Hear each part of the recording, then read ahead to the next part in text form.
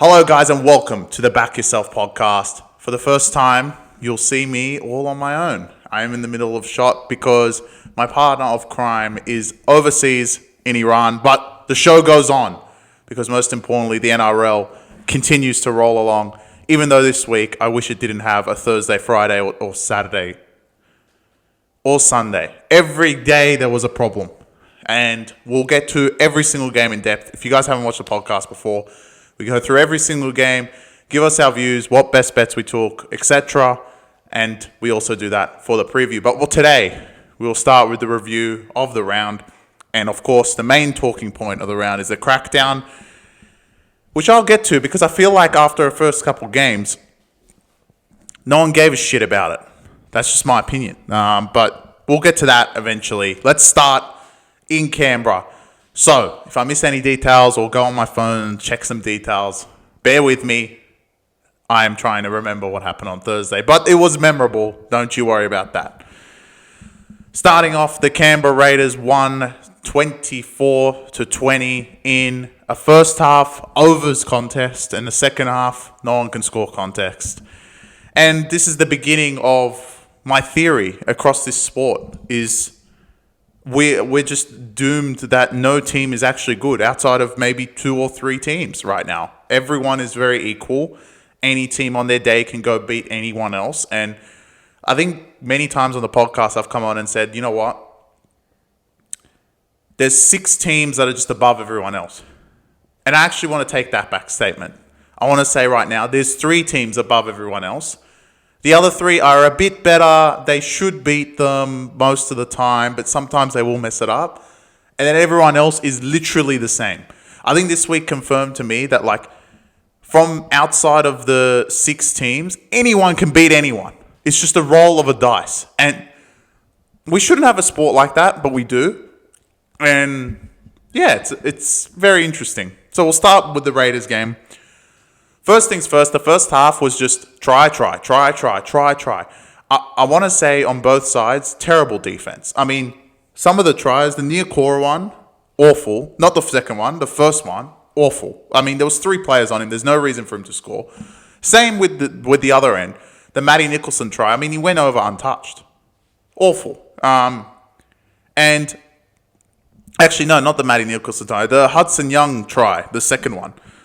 No one was there. Where's Kennedy? And I think Kennedy often gets the slack, and I've been defending him most of the time for every game but last 2 weeks. But last 2 weeks have truly exposed how awful he is. But we'll get to more blame of the Sharks everywhere else.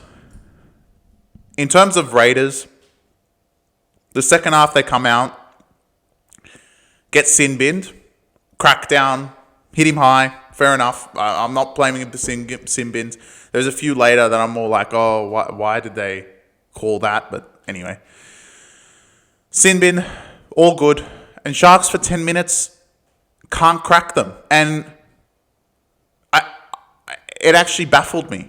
I mean, to go down to 12, it seems like it's like you're going to score. And the way how fast the sport is, when a team does go down to 12, it should be like a freeway to go score.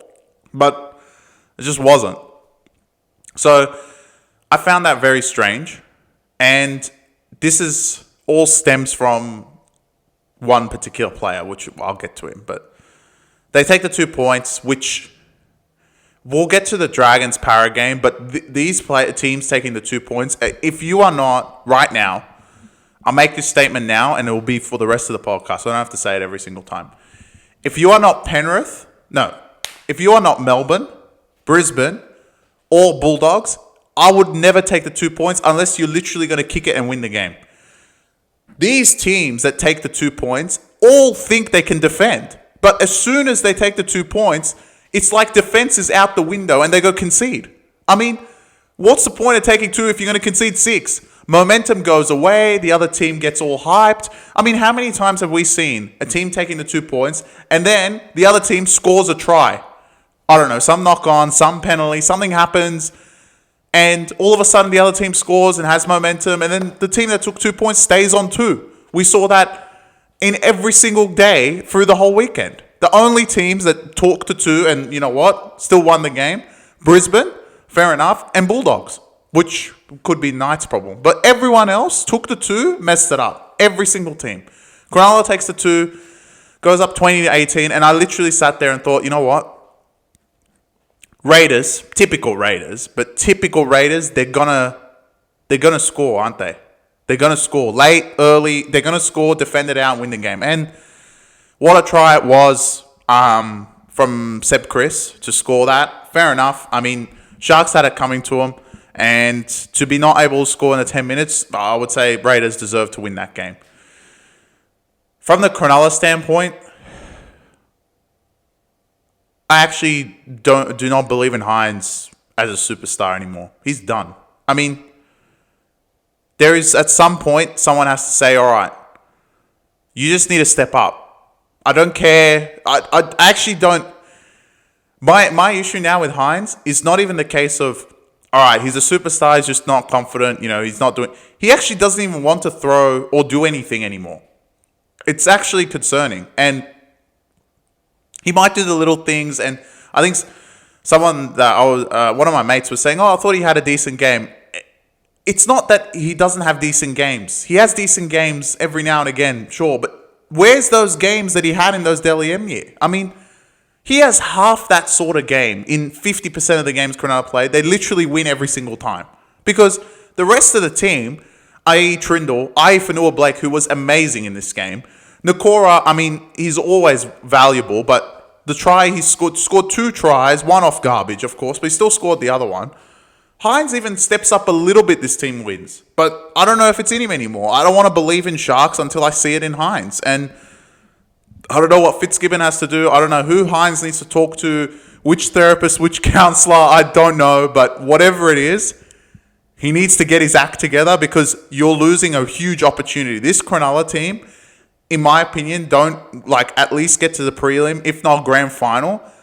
This team constructed skill-wise will all disappear. That back line is, I mean, half the competition, if not more, would die for one of that back line. And Cronulla just sitting back and being like, all right, no, we're going to wait for Hines to be confident. You have no time. I mean, the next team will be asking for Trindle. The next team will be asking for Ronaldo, asking for Katoa, asking for Iro. Stars. And all these players are just being neglected by their own superstar who is the best player on that team. It doesn't matter what happens. Hines is the player of that team, but it doesn't look like it. So Cronulla fall short again. They haven't played great pretty much the whole year. I think round 1 was their best performance against Penrith, where they still made a lot of errors and mistakes and problems, but they were still their best performance, and they haven't played great since. Raiders, you guys are literally impossible to read. I mean, one game you're great. To lose, we'll get to Cowboys in a second, but to lose the way you lost to Cowboys, I think Cowboys didn't play as good as they did. They played better this week than they played last week, and they showed something that they didn't show in the past, but last week they were not great, and you guys just bowed down to them. And I don't know how to read this team going forward. I guess next week's preview, they play Parramatta and Darwin. Again, I don't think anyone outside of the 3 I can firmly say they're going to win every week. I can be like, you know what? Para could win that. Or Raiders could annihilate them. You don't know. You don't know. So, that's enough for game 1. We roll on to the second game, which truly had me in shock. I think after this, I was like, you know what?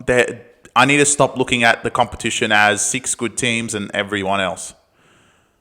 Penrith go down to the North Queensland Cowboys, who, shout out to them, bro. I mean, they looked 10 times better in this game. And I have a ticket of them coming last. They can still come last. It's Cowboys. But the way they performed against this Penrith side was something else. So Penrith, it was kind of the same as the Sharks game, but Penrith kind of had control. They were up 6 going into the second half, 18-12.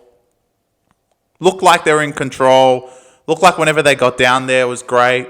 The commentators obviously, saying the whole time how good Cleary is. His kick was amazing to Tunga. Fair enough. I'm not going to say anything about Cleary. He just came back. And then the second half, like, all I can say, it's un-Penrith-like. And we've said it the whole year. This just doesn't look like Penrith. And I said it from day one because, I'm holding a ticket that they won't make the 4, which seems like a gold mine right now. But doesn't mean anything because I know what Penrith are capable of. And the way the league is shaping up, it's, there's only one spot left for the 4, in my opinion, right now, with the 3 teams in particular winning.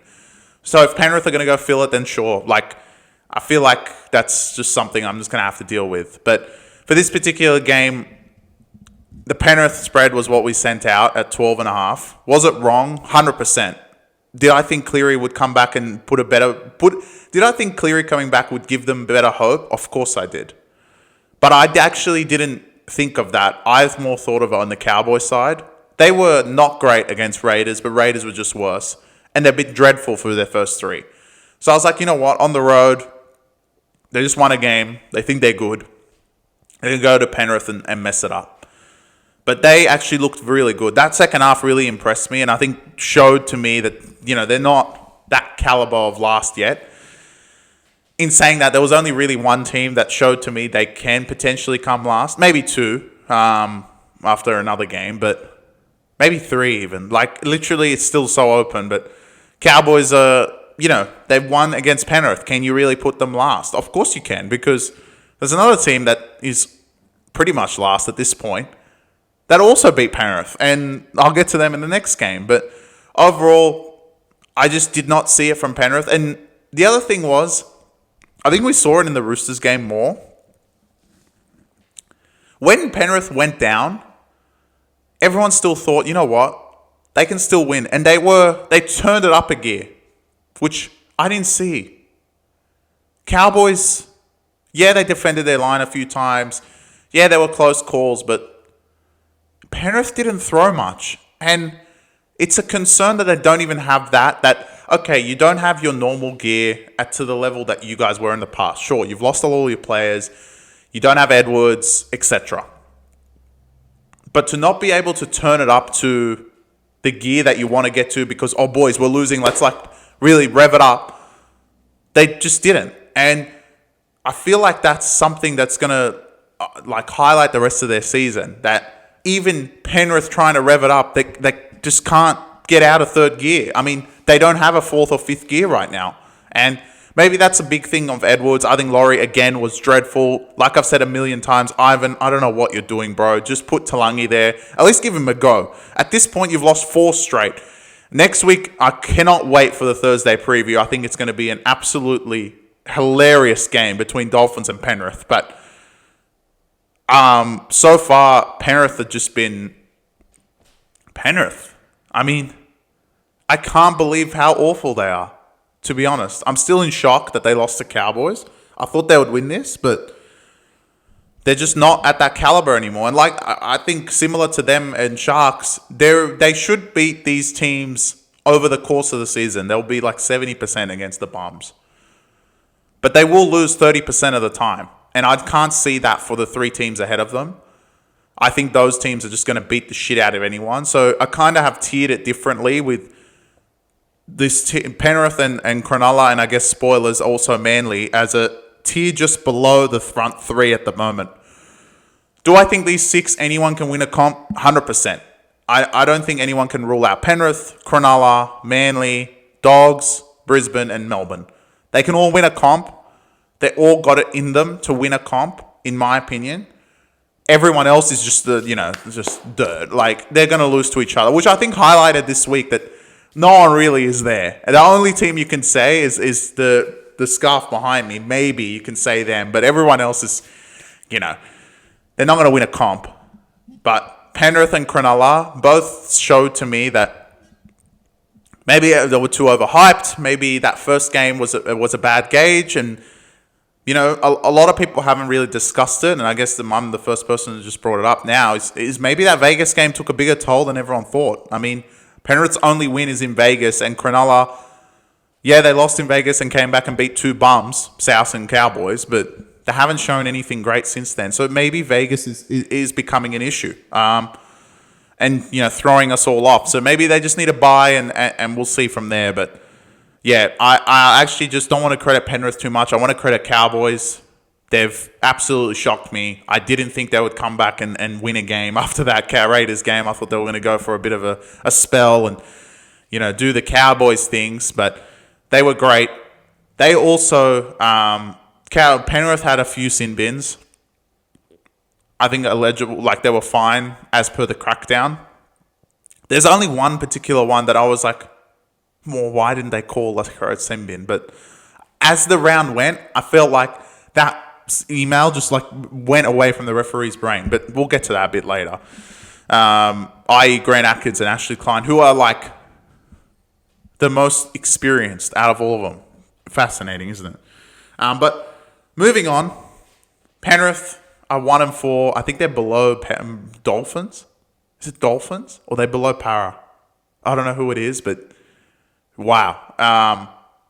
No, I think Para still last. But, well, because they only won by 1, so I assume Para still last. But anyway, kind of spoilers for the rest of the games, but we'll get into it. All right. South and Roosters, the big rivalry. And this game, again, was an absolute just circus. First things first. South came out of the blocks hot, as expected. Didn't expect anything less from South. Roosters actually got the first try, which I was very surprised about. And then South hit back like immediately. And I was like, all right, this is going to be a great watch, great game. South took the 2 points, which luckily Roosters did the same garbage. But then everything hit. Obviously, early in the game, Humphreys went down. Then Cody Walker went down. And then Ravalawa went down. And at this point, I want to address Trent Robinson and all his fans, because I think this is like the hammering point home. I don't think a top 5 coach lets that go by and loses. And I'll tell you the South's backline right now, what it was. And you tell me, regardless of who's there, which coach wouldn't just annihilate them? I mean, this is the South's backline towards the end of the game. Obviously, everything's changed, all the injuries. Gray, who is amazing. I literally think he's 200 run meters ahead of anyone else. So, shout out Wayne for keeping him there. He's been absolutely amazing. The wingers were Tass and Jack Wyden. Yeah, that's right. Jack Wyden was playing wing. Centers were Tallis Duncan and Jye Arrow, who are both second rowers, lock forward, that sort of back row area. That was their 5. Spine was Latrell Mitchell playing 6 and Jaden Sullivan playing 7. If you told me pre-game that's what South would be running out, I'd literally be like, all right, Roosters are going to win by 13 plus. And I get it's in the moment, and it's hard to believe, okay, these are all out there, and, they're still good players, they're still professional players, but they're just out of position. And Roosters just, when they went up 14-8, I was like, all right, they figured it out. They're going to grind them out and eventually score again, and it's over. And then I just see Jaden Sullivan it's like a fly. Parted the Red Sea. And Jye Gray's there, and it's immediately 14 all. And I'm like, did I just see what happened? Souths were completely out of it. And Roosters give away a penalty, of course. Get one set and concede. And I was like, 14 all? Souths at this point have a lot of hope. And Souths get down there again. And Latrell Mitchell, what a ball. Only player in the world to throw it. I wish Hines would throw something like that, but doesn't matter because Latrell just threw it. And it was like, all right, you know what? I know he's free. I know Roosters aren't there. I'm going to throw it. And he hit it right. The ball almost got big for Tass. And he scores in the corner. And everyone's going to talk about how good Souths are and 4-1. I haven't heard enough press about Roosters, so welcome to the Back Yourself podcast. It's time to flame Roosters. I flamed Hines. Now it's time for you, Trent Robinson, because you're 1-4. And I think out of all the wins, okay, you beat Penrith, you looked good, but you're actually at the caliber of Dragons. And we'll get to Dragons. Sorry, Zarafos brothers, but we'll get to them. Shout out Charles Kroon. I forgot about the Raiders game. And Daz for the Sharks. Penrith, you guys don't get a shout, and there's no Cowboys fans here, except for Matt, because he likes our takes, even though, I was fair. I like Cowboys now. Not really. What was I up to? Trent Robinson. All right, listen. At this point, you are as only good at an ambush. And I say that dead to the camera. That's all you guys are. You've had one ambush, and that's it. Dreadful against Brisbane, which, sure, Brisbane's the top 3 team. Fine. Diabolical against Warriors, in my opinion. Absolutely diabolical. Who do they play week 4 that they obviously lost to? Titans, where you had 97 line breaks and still couldn't score against Titans, which we'll get to them. And then this performance against South, who I told you they're 1-7 just then. I mean, I get it. You do not have Sam Walker. You don't have Brandon Smith. I understand. But fuck me. I mean, I thought you were a top 5 coach. Are you doing any coaching? Are you just asking them to go out there? And the thing about Roosters is they didn't get a... from memory, I don't think they got a sin bin. Maybe I was wrong. Let me double check. But I don't think they got a sin bin. But they managed to give 50 penalties every single game. And there's nothing taught... Like, the one thing I guess all these coaches should have been teaching their players this week, which obviously there's going to be like bad, swings of the arm. Shit's going to happen, right? It's footy. You're going to get a bad shot accidentally, whatever. Let me double check if these idiots got a sin bin. Dangerous tackle, of course. It's Roosters. Missed conversion. Roosters don't know how to kick the ball. Errors. Line break. Oh, it's classic Roosters. Dangerous tackle working on the ground. All right, so South's got verbal dissent. That's pretty funny. And I don't think it was at the start of the game after Totola scored. No. So, look, you may have not got a sin bin because of this rule, but little do I know next week you could do it. But the discipline, I mean, you just let teams back in the game. And South were done. South were finished. Literally were about to give up. They had that spine. They looked at Sullivan and were like, what is this guy going to do? And they got Latrell in the halves who kicked the ball out on the full, like just before. And nothing. Dreadful. Look, I don't know if there is. And, Roosters, they have no development whatsoever, obviously. All Robinson's thinking about if he can go sign another Cronk. But I'd consider dropping both halves at this point. This is ridiculous. I mean, Sandon Smith and Townsend is just not there. And I get it. They're back. Like, Sandon Smith isn't actually a backup. But Townsend's a backup. And, what an awful backup he is. I mean, awful. Awful. Roosters are 1-4 and genuinely in the conversation to come last, in my opinion. They're done. There's nothing good coming out of that team. Yeah, they can win an ambush game here and there, i.e. the next team, which Zarafos brothers look away now because, my God, I'm going to annihilate Dragons. But, again, Roosters are just able to do that. Okay, well, they'll get up for one game and go win. Guaranteed. And you know what? The typical game, they actually go guaranteed. They'll go and play hard against Brisbane and maybe lose by 2 or something like that. If they get annihilated by Brisbane this week, I genuinely think Trent Robinson should be in conversation to get sacked. This is ridiculous. I mean, they're losing to rubbish. Absolute rubbish. And they're not learning from their mistakes. They do the same thing every game. 20 line breaks, can't score, give a penalty away, let the other team score. That's all they do. That's Roosters, carbon copy. Shout out to J-Maz and whoever else. I forget all the shout-outs because I don't really do them, but I'm sorry, boys. I feel bad for Roosters fans. I don't because I think they're so arrogant, but truly, I don't care. I'm sorry, because Roosters are like, there's such an arrogant fan base that they think like they're still good right now, and someone needs to fucking kill them. Because, not kill them, someone needs to wake them up. Because, my God, they're bad. And unless you wake up and be like, all right, this guy's not it, we need a new, like, someone else in the locker room, you guys are just going to keep falling. And anyone that took earlier in the year wooden spoon, I had Roosters. I was thinking Roosters. Sane talked me out of it and said Cowboys. But wow, Roosters look worse right now. It could be the same. And like I said, outside of those 6 teams, I think anyone else can lose to anyone. But as proven this week, Roosters look awful. Souths 4-1, deservedly.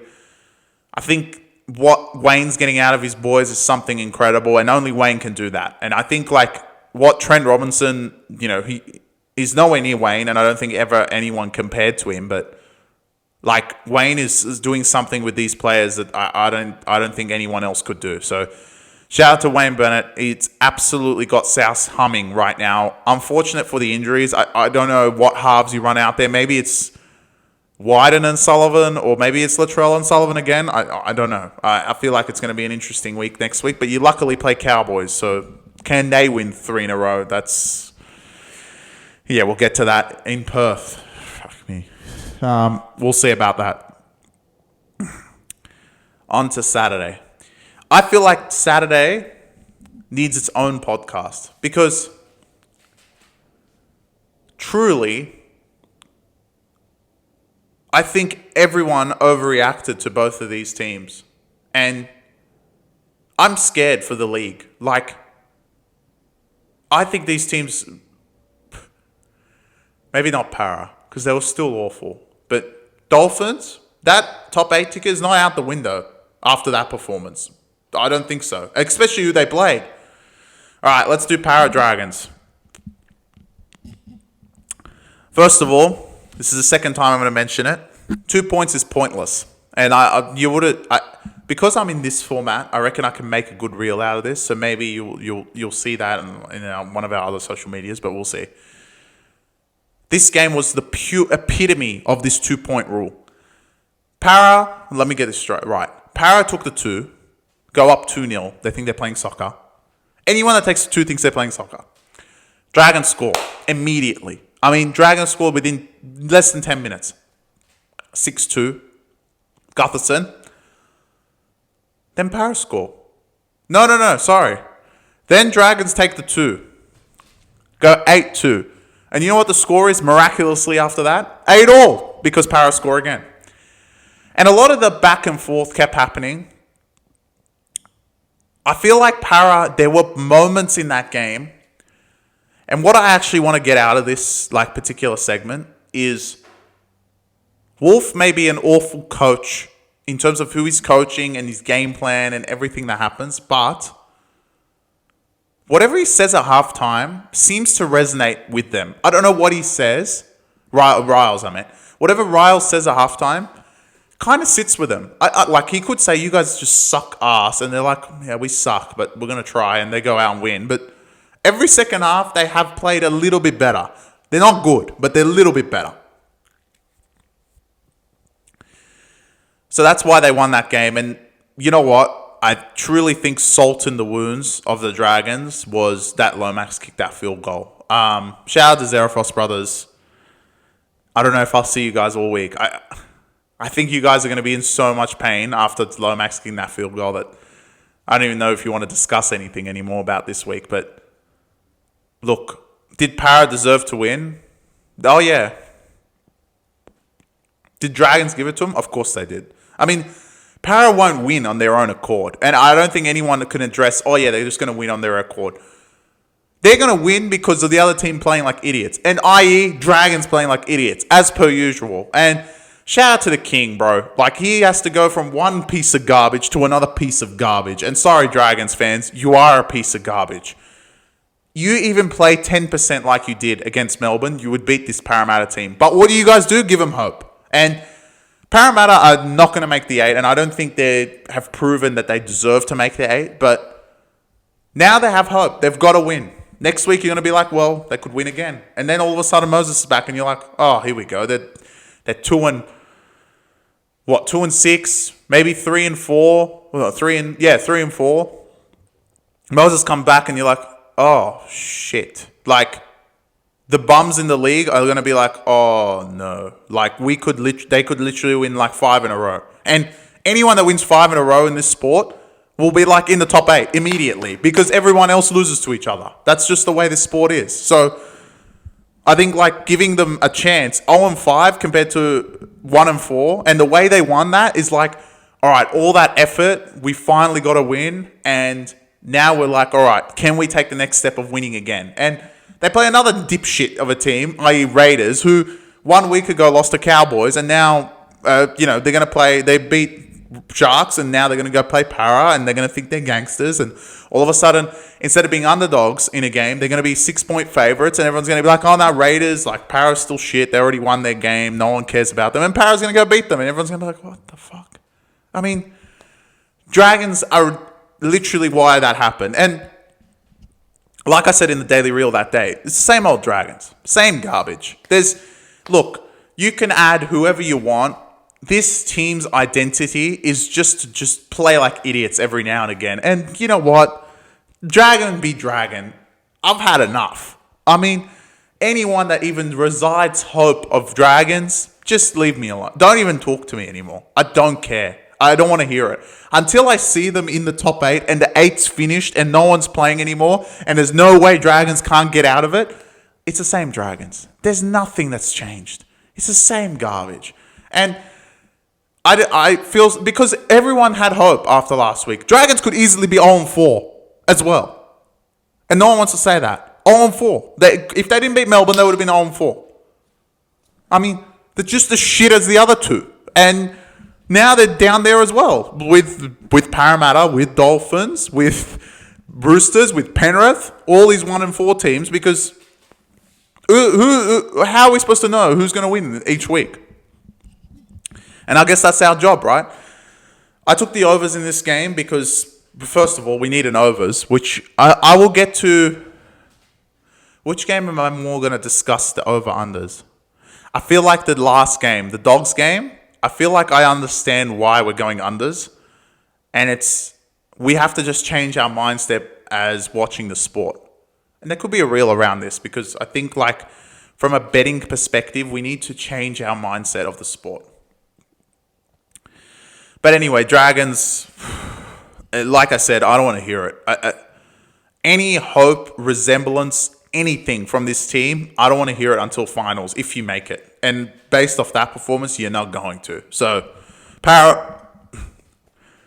if you are 3-5 by the time Moses comes back, I feel like the league needs to fucking watch out because you're still a chance. That would mean you have to win 2 more games. Is that possible? Probably not.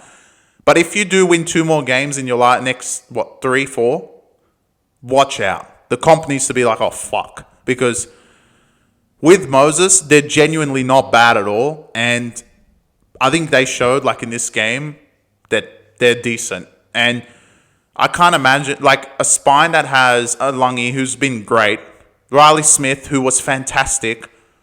Again, don't know why he didn't start, but I feel like I knew what Riles was doing. Even when he didn't start, I want to get to that because I know Seabass called out. He's like, who the fuck's playing hooker? I know he didn't start, but he did the right thing. He still didn't do it wrong. Guymer came off after 20 minutes and Riley Smith played the rest of the game. Why doesn't every coach just use their brain and do that? But I don't know. I feel like they defended really hard and they got it to 8-all and Para just kept it close and Dragons obviously same garbage. And I think someone said, for me to call out how bad Ilias is, it's the whole fucking team. It's not like you can't pin it on Ilias. You can't pin it on Flanagan. I think you can't pin it on King. I thought he was great as per usual. You can't pin it on the back line. It's the same garbage. It's just Dragons. They run out there with that emblem and they think they're top shit after winning last week and they lose. And I could carve and copy say that about the next team as well. So let's get to the next team. You guys are still getting a decent podcast of me sitting here talking shit. It's pretty good. All right. This is the one that I feel like if you don't have a top 8 ticket, watch out. I mean, all right. Titans, shout out Clarkey. Actually, I will carbon copy say what I said about Dragons, because actually this was worse, because at least Dragons took it to golden point. These guys gave up. So if you guys haven't watched the game and you think my scores are the wrong way around, they're not.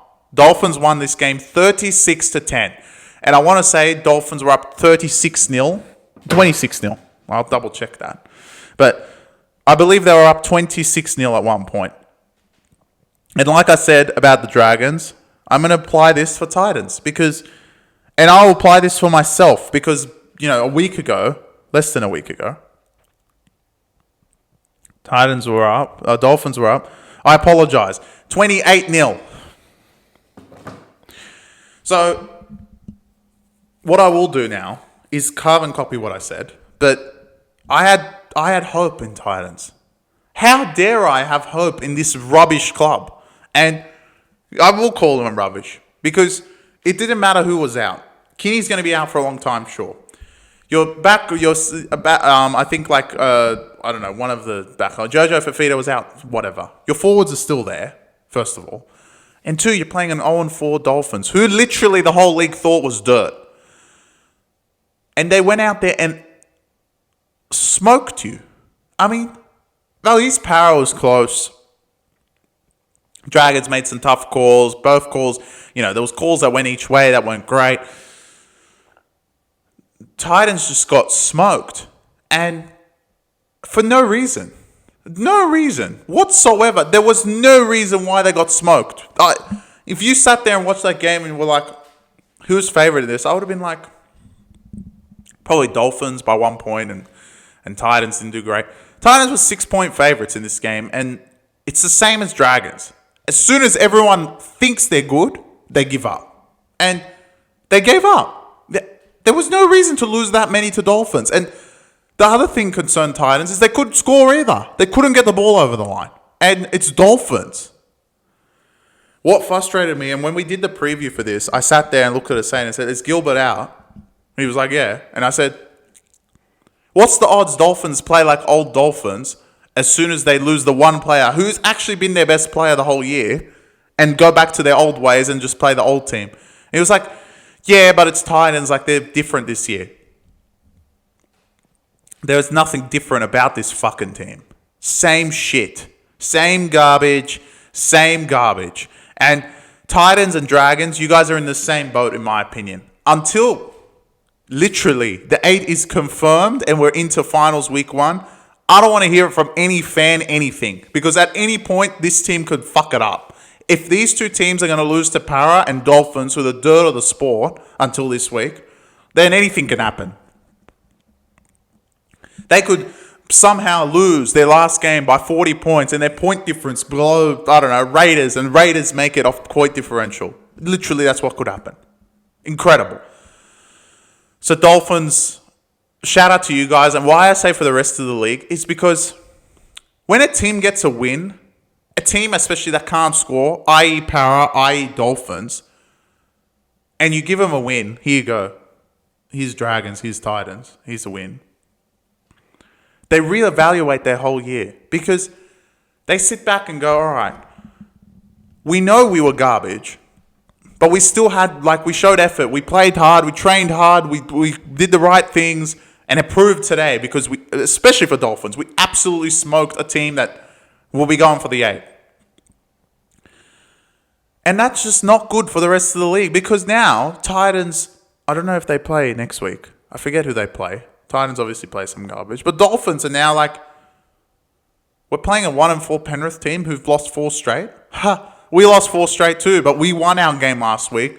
We can score. Penrith are vulnerable. We're going to score. And in that game, first up, like I said, it's going to be great. I'm just like, well, how can I bet against Dolphins? I mean, if I can see them scoring 30 points, well, I think minimum against Penrith, they probably score 24. Can Penrith even put up 34 points at this point? I don't know if it's possible. So by giving him hope basically means to me, all right, the league is trying to give him a layup and see what Dolphins can do. And they could play like garbage next week and absolutely go away, but I don't think Parra and Dolphins are done yet because these two idiots gave him a win. And if I had to redo my ladder, It's hard to take both of them off the bottom, but Roosters are mightily close. Like, this close to getting there. I mean, yeah, they beat Penrith, but we know Penrith's a 1-4 side now. So what that victory do for me? So, yeah, I think the bottom two basically got to lay up this week thanks to Dragons and Titans. And, again, can Dragons and Titans come last? Of course you can. The tickets of having wooden spoon for those two teams, it's still on. Because they just lost to the dirt of the sport. Everyone thought that these guys won't win, and they gave them a win. They gave them a win. Oh, it's frustrating being a Clarkey, Zarafos brothers, everyone that's a Titans and Dragons fan. I get it. And I'll get to my team in a second, which is the next game. But we had excuses this week, which is fine. These two teams had no excuse. And it seemed like they had the excuses. And they were playing Brisbane, or they were playing Melbourne, or they were playing Dogs. Especially that Titans game. I can't get away from it. Dolphins just rolled them. Absolutely rolled them. And Bruce Titans pack abolished. Titans kicking game, garbage. Titans discipline, again, same shit. Unbelievable. Incredible. All right. Let's get on to Friday night. Broncos, Tigers. This is the game I'll talk about, the epitome of this sport right now. And why we're getting so many unders. And in this game, it wasn't. We went overs. Finally. And we had a favourite. Magically. Broncos win this game 46-24. Tigers were up 12-6 after a great start. They looked so good. Didn't kick their goals. Didn't kick their goals. We need a kicker. That's for sure. And in 5 minutes, it was done. That 5 minutes before halftime, I was like, we're fucked. We're absolutely fucked. And why Brisbane are in that conversation for a premiership, we're going to have the 3 premiership threats, in my opinion, as of round 5 now. The whole year, I haven't seen a team execute the way that, they actually turned possessed. I mean, on either side of half-time, that 30 minutes or 25 minutes, 5 minutes of the first half, the last 5 minutes, and then the 20 minutes of the second half. Whoa. I mean, I hadn't seen that from Brisbane, and it's scary. It's relentless. Absolutely relentless. Offensively incredible. I mean, talent just galore. And Tigers sat there and were like, holy shit, who are we playing? Brisbane were out of their mind. And the way they went down, I was like, it's same Brisbane. You know, I'm going to have to go on the podcast and say, you know what? Tigers, I knew they will fucking cover. They're a good team. Tigers could win. Tigers fucked it up before halftime, of course. But Brisbane, knew they had the front foot and then were like, pew.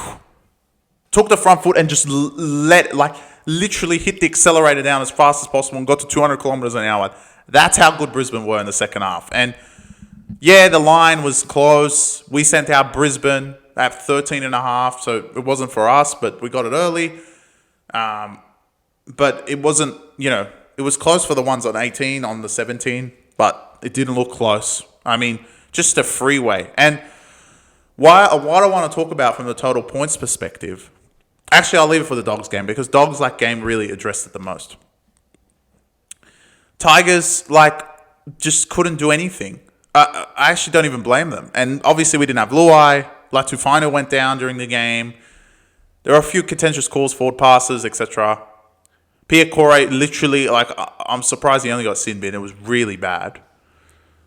And I think, they were both, just Brisbane was something new. I haven't seen that from Brisbane before, and they deserve to. I think they're not first right now. It's obviously Dogs, but Dogs, Brisbane and Melbourne lead the pack for good reason. They're 3 fantastic clubs, and Brisbane showed that whoever's in front of them at Suncorp, will they do that again next week? Probably not, because I can already see the future, and Roosters playing good, but I think Brisbane are definitely a premiership threat. Their offense is unbelievable. Will next week be a lot harder without Reynolds? Yep, 100%. But Ben Hunt has been fairly good and getting better. And what I do like about Ben Hunt is he knows how to play with a team with nothing. We just saw him at Dragons. He can do that again. I mean, he doesn't have nothing, but he is the main half. I don't know who's going to play halves with him. I can't think of it. Maybe Billy Walters, because he looks good coming off the bench, so it's really hard not to give him a spot. But Pakes has been playing so good. The rest of the team has been playing great. Pete Corey, thank God he's out. I think he's just a nutcase. But the shape, the deception, that Willison try after halftime, I was like, bro, who's going to stop that? I mean, I don't think anyone stops that. I can't imagine a good hooker. Pakes is great, but someone that's electric, like Coruscant, what are you supposed to do against that? It was just such a good play. And the Walsh try, who absolutely pegged it at Arthur's, then the right edge try, you could name them all. The Reynolds try, absolutely amazing. This is what they do. And all of this is without Ezra, man. Scary hours for the league. Tigers, take that on the chin. Know what you can get to. I think Tigers, you hung in with them for a half. You did pretty well in that half. You made them look silly, to be honest. And I was like, oh, they're actually going to win. You know what the higher echelon teams are looking at. So you got to sit there and go, okay, we're not there, but we can get there. Maybe a few years, but we can get there. And I think that's the main takeaway for me. Tigers can get to that point. Give them a few years. But Tigers right now need to be like, all right, that's the competition. We're not in the hunt for a comp. We just want to make the 8. Can we make the 8? Right now, I still have Tigers there because with Luai, they've looked pretty good. They've lost every game by 2 outside of this week, but I don't think Broncos, it's getting to the point that I think at this point, if you're going to Brisbane, you're going to want to, it's the scariest place to go right now outside of Amy Park. Speaking of Amy Park, another absolute smashing. The Melbourne Storm went to Amy Park. Jerome Hughes ended up playing against a Manly Sea Eagles side without Jommy Turbo. And the 2-point curse, like I said on Friday, I said it on Saturday, and I'll say it again on Sunday. And I'll say it on Thursday as well. I don't understand why these teams go for 2. So Manly led 2-0. And we're down 18-2. And I thought the clinic was done by Brisbane, but Melbourne literally said to Brisbane, hold my beer. An absolute clinic. Manly, I think for me, dropped a little bit this week, simply because the way they let in those tries was just soft. And for a team to win a comp, you can't have shit like that. Soft tries. The Howarth try. Garrick. Come on, bro. Unbelievable. And Manly were, after that Ben Trebojevic play the ball, which, look, I didn't really get into the refs too much this week because I feel like they called a fairly fair game. But the Benny Trebojevic play the ball that wasn't a play the ball, and they gave Melbourne the ball, and then that's when they went up 24-10. That was a bit soft, guys. Come on. He did play the ball properly. Yeah, he fell after it, but I've seen that every game. But some of those calls are not going to go away, and it didn't, and Manly just gave in after that. So I'm not going to say anything about, defending Manly because of that call. They gave in. They quit, as I would say, and it wasn't pretty. It was not pretty. Manly are definitely in that level of Sharks and Penrith right now for me. They just maybe make the 4, maybe not. Maybe, I don't think they have much competition to make the 4, but we'll see with how Sharks and Penrith play. Melbourne, on the other hand, I can't believe how much one player makes a difference. And I don't think that, because of bias in the league and that we have to give it to someone else, basically. That's what I would say. I don't think Hughes will win Dally M again, but truly, he made the team no longer lifeless. I mean, he is the best player on Melbourne. And it's hard to say when you have Pappenhausen, Grant, and Munster, but, bro, with Hughes, they look immaculate, and they did today. Would they put that many points on another team? Probably, but doesn't mean, like, Manly for me is not at the regard of everyone else. They're in that six. They're in that top six area. Everyone else is a piece of dirt, in my opinion. There's 6 teams and everyone else can lose to each other. That's just the way we've seen this week. Manly are up there and they made them look like shit. And shout out to Melbourne, shout out to Bellamy. They look fantastic. They're the premiership leaders. They're the favourites for a reason. They look fantastic and hopefully it rolls on. Warbrick was out this game. I think Coates went off injured. Pappenhausen has a hamstring thing, and they just get injured way too quickly. They get injured a lot, but when they're all there, they're scary. And I think Melbourne continue that. Manly, big reality check. Like, if you're a Manly fan, ideally you want this out of the way now, but it doesn't mean anything good. It just means when you do play that upper echelon team, you're just not going to have that level. To get smacked up at Brookvale, like a place that not many teams go there and win, yet alone smack you guys up, it wasn't pretty. So I'm not going to sit here and defend Manly, but like I said to Sharks last week, get this shit out of your system now. All right, you're going to lose to Sharks. You're going to lose to Raiders. You're going to lose to, I don't know, Melbourne and get hammered. You're going to lose to South. You're going to lose these stupid games. Get it out of the way. Fuck it off. All right? Because come the end of the season, you will be there. Because what we've seen from every other team is that they're going to fuck up some point to someone. Dragons, Titans, Raiders, Cowboys. Everyone's going to fuck up to someone. And Knights. The top 3 are the top 3. You're going to lose to them. Sure, let them keep winning. But come the end of the season, you got to fix your game. And I think Sharks have a problem defensively, for sure.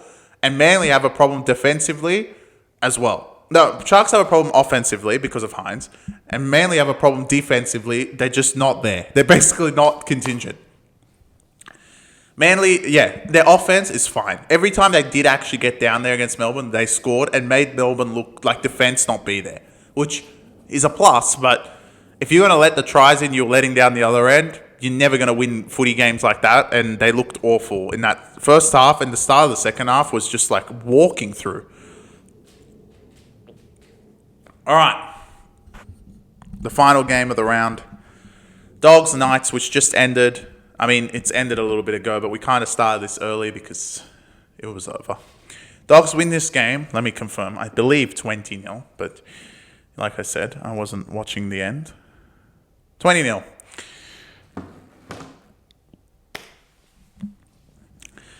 Let me address now what's wrong with this sport. Execution. Okay. How do I explain this properly? Because teams score, but they're not scoring like they used to. All right. The way I want to explain it is that the refs are calling so much until the 10 meters. And first things first, everyone's going to be like, no, you're not right. Like, they call 6 agains on the 10 meter. You perceive that. But they call more garbage out in the field of play. And anyone that gets to the 10 can't score. Dogs address that to me. I was watching the Dogs game and I was like, every time these guys get to the 10, it's like they only have the play to kick Kiraz. And fair income, Dogs don't have Burden, don't have kick out. And I'm like, all right, but look, Serraldo's he's not a bum. And I'm sure they've trained like 3 weeks that they can score. And then I realized something. I'm like, it's not just Dogs. It's every fucking team. And that's why I sat back and I was like, that's why no one can score anymore. The essence is, once a team gets to the 10-meter line, we don't know if they're offside. We don't know if they're doing, like, I don't know. I assume offside's the only thing. They're laying long, going to tackles, whatever it is, right? For whatever reason, in the 10-meter line, unless it's a barge over or some garbage kick that ricochets and they score, no one can do any shape properly at all. It's other than Manly. I would say Manly is the only team that you could put like a set play and be like, all right, they scored in the 10-meter line. How many tries have we seen this year from long distance?